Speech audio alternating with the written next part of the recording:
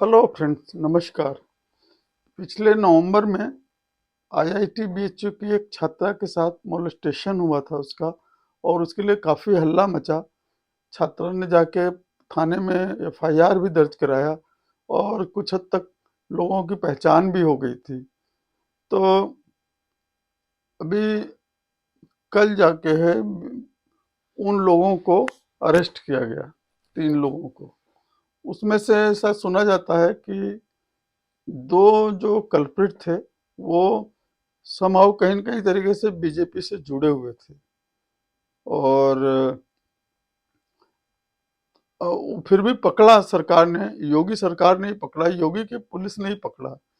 लेकिन क्या हुआ कि जैसे ही खबर लगी, मोदी विरोधी मीडिया, बीजेपी विरोधी मीडिया, मोदी विरोधी यूट्यूबर, मतलब anti BJP, anti Modi, anti government media जो है ना, उनको जैसे ही खबर लगी तो वो पकड़ के बैठ गए कि ये तो बीजेपी के कार्यकर्ता थे। अब इसमें एक सत्य हिंदी चैनल है, उसमें ये देख रहे हैं ना फोटो, ये शरद प्रधान है। बहुत बड़बोला आदमी है एक्चुअली, घमंडी, सबसे बड़ा जानकार। ऐसा मुझे लगता है कि इनको सारी चीज पता है। 2-4 एंटी बीजेपी, एंटी गवर्नमेंट लोगों को इकट्ठा करके फिर बकबक शुरू हो जाते हैं। इनको मसाला मिल गया कि ये 2 तो बीजेपी के। ये सत्य हिंदी चैनल पे आते हैं। मैं पहले भी बता चुका हूँ कि सत्य हिंदी चैनल की जो बकवास सुनने में आती है, जो झूठ बोलते हैं वो लोग, लोगों को मिसगाइड करते हैं, गलत गलत डाटा देते हैं, कुछ भी मतलब बोलना है इनको, सरकार के खिलाफ कुछ भी बोलते रहना है। और ये बकवास राहुल गांधी, जाहिल लालू यादव का जो लड़का है वो, उनका इन बड़ा फेवर करते हैं ये लोग। मतलब सारी चिंता इंडियन डेमोक्रेसी सब चीज की इन लोग को ही है बस। सत्य हिंद, बाकी किसी को कोई चिंता नहीं है। तो अब ये लोग पकड़ के बैठ गए, कह रहे वो तो बीजेपी का था, पकड़ने में 2 महीने लग गया। अरे भाई, 2 महीने में पकड़ा तो इसी बीजेपी सरकार ने पकड़ा है, तुमने नहीं आगे पकड़ लिया है। एकदम दिमाग खराब करके रखा हो। अब पकड़ा है, उनको छोड़ देंगे? समझ रहे हो? बोल रहे हो कि वो ये नाम है इसलिए बुलडोजर। तुम लोग को क्या दिक्कत है भाई बड़ी जातियों से? तुम लोग को किसी भी जात का हो, कोई भी हो, उनसे क्या दिक्कत है तुम लोग को? सारे लोग बकबक करते हो, बड़ी जात के ही लोग वहां बैठे रहते हो, और बस काम एक ही है कि सिर्फ मोदी, बीजेपी, योगी सबके बुराई करना, ढूंढ ढूंढ के गलत सलत कुछ भी बोल के बस बुराई करना है। और जितने बकवास लोगों को बैठाते हो, सब ऐसे लोग को चुन के लाते हो जो सब शिकायत और बुराई करें। मैं फिर मोदी जी से कहता हूँ, फिर योगी जी से कहता हूँ कि इस सत्य हिंदी चैनल को बिल्कुल बैन कर दीजिए, क्योंकि उल्टा सीधा बकवास करना, जबरदस्ती इनको कहीं इलेक्शन में जाते हैं रिपोर्टिंग लेने तो कोई मिल जाता है जो बीजेपी के खिलाफ ही बात करता रहता है। जो बीजेपी के पक्ष में बोलेगा, उनको सुनने के लिए इनके पास टाइम नहीं है। जो बीजेपी को गाली देगा, विरोध करेगा, उनके लिए उनको दिखाने के लिए इनका चैनल है, उन्हीं लोग को दिखाएंगे। प्रो बीजेपी वालों को बिल्कुल नहीं सुनाएंगे, दिखाएंगे। तो अब इनको बड़ी एक मसाला मिल गया कि वो तो बीजेपी के लोग थे। तो बीजेपी के लोग थे तो क्या हुआ? पकड़े गए ना, सजा भी होगी, प्रूफ होगा तो। तुम लोग ऐसे बस शिकायत करते रहो, गवर्नमेंट कुछ नहीं होता उससे।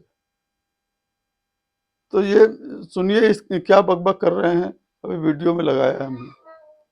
उसकी तस्वीरें खींची, वीडियो बनाया, रेप किया, और उसके बाद जब एफआईआर हुई बड़ी मुश्किल से, जब स्टूडेंट्स ने बड़ा एजिटेट किया, फिर भी कार्रवाई होने में लगे हैं 2 महीने। कल इन 3 लड़कों में से जो 2 तो बीजेपी से कनेक्टेड थे, इन तीनों को अरेस्ट किया गया कल। और सरकार बड़े जोर शोर से इस बात का ऐलान कर रही है कि देखिए, हम जीरो टॉलरेंस में बिलीव करते हैं कि क्राइम के मामले में, और हमारे होते कनेक्टेड होते हुए दोनों लड़के, उनमें 3 में से 2 जो हैं बीजेपी के वहां लोकल आईटी सेल यूनिट के कोऑर्डिनेटर, और उसके बावजूद बीजेपी का कहना है, दावा यह है कि साहब देखिए, हमने उनको अरेस्ट कर लिया।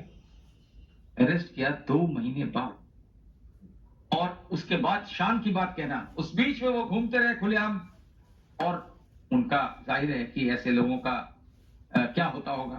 कुछ उसमें ये भी बताया जाता है कि उनको मध्य प्रदेश भेज दिया गया इलेक्शन के दौरान, कि जिससे कि वो आंखों से दूर हो जाएं, तो शायद लोगों का एजिटेशन कम हो। लेकिन ये वहां के छात्रों की तारीफ की बात है कि उन्होंने आंदोलन बनाए रखा। उनमें कई बार पुलिस ने काफी सख्ती करी स्टूडेंट्स के खिलाफ, क्योंकि आंदोलन आजकल करना जो है बड़ा मुश्किल काम हो गया है, और सच के लिए आंदोलन करना तो और भी मुश्किल है। तो वहां के कुछ छात्रों के खिलाफ एफआईआर भी करी गई। महिलाओं ने, लड़कियों ने भी वहां बड़ा एजिटेशन किया, लेकिन किसी के कान में जू नहीं रही और कहा कि साहब वो मिल नहीं रहे, वो नहीं मिल रहे। फाइनली जब ये नौबत आ गई कि आंदोलन खत्म नहीं हुआ और बहुत बदनामी हो गई, तब जाकर के उनको गिरफ्तार किया गया।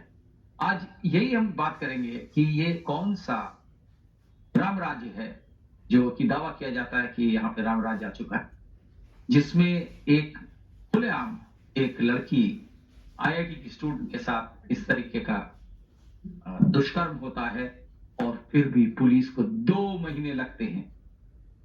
अब आप समझ जाएंगे, अगर लड़के का नाम कुछ और होता तो शायद वहां पे बुलडोजर भी चल गया होता, उनके घर पूरे खानदान बन गए, लेकिन ऐसा कुछ नहीं हुआ। हमारे साथ आज फ्रेंड्स, सुन लिया ना आपने क्या बोल रहा है, बकबक कर रहा है बस।